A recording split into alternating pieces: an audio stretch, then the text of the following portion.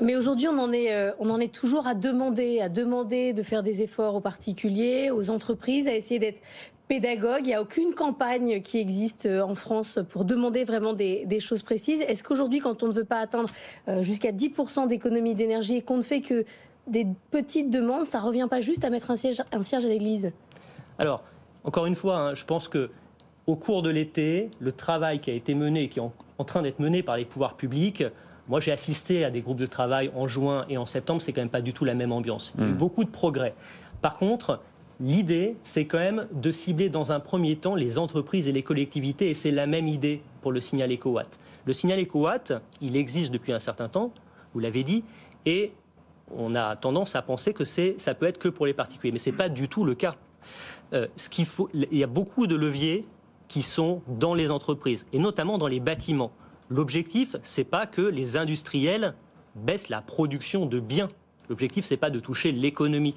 Ça peut être tout simplement de baisser le chauffage dans les bâtiments tertiaires. Le chauffage, c'est fondamental dans la production d'électricité. Le chauffage, très clairement, que ce soit pour la consommation de gaz ou pour la consommation d'électricité, c'est le premier poste, c'est celui sur lequel on peut faire le plus d'économies. Donc vous voyez, l'idée n'est pas de demander aux particuliers de faire des efforts tout seul. Et d'ailleurs, personne ne comprendrait qu'on lui demande de réduire sa consommation s'il marche dans une ville totalement éclairée.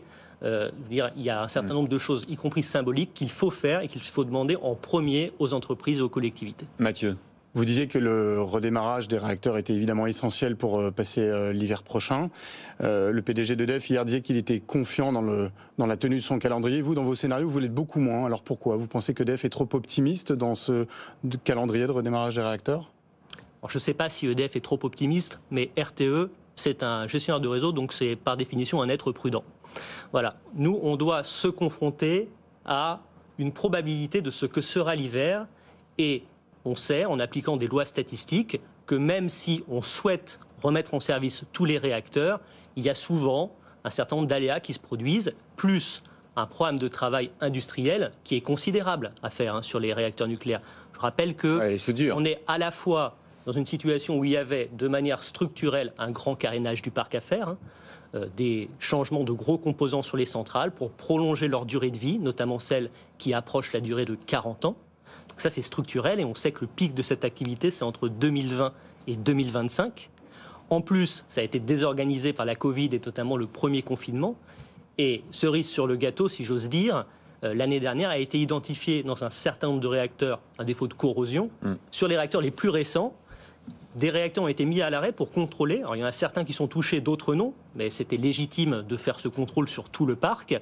Et puis maintenant, ces réacteurs, il faut les remettre en service. Donc là, il y a quand même un enjeu vraiment important. Je rappelle, le parc nucléaire produisait 400 TWh il y a une dizaine d'années. Cette année, ça sera entre 280 et 300. C'est un vrai manque de production.